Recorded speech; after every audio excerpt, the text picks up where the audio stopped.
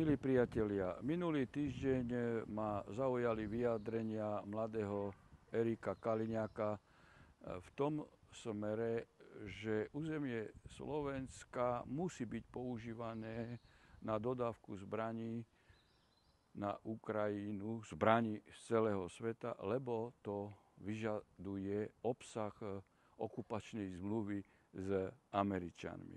Som smutný z toho, že reprezentant súčasnej vládnej koalície takto sprosto nahulváta klame. Musím sa ohradiť voči tomu a pánovi Kaliňákovi odporučiť, nech odcituje, ktoré ustanovenie zmluvy nám ukladá takúto povinnosť. Ide len o otrockú službu momentálnych predstaviteľov Smer Hlasu v prospech ukronacistických banderovcov fašistických na Ukrajine.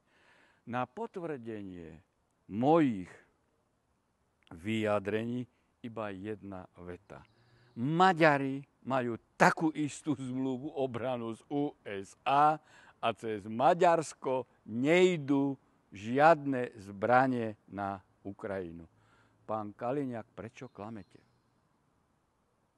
A dokedy chcete klamať obyvateľov? Len preto, že ste pred parlamentnými voľbami povedali, že už nebudete dodávať zbranie?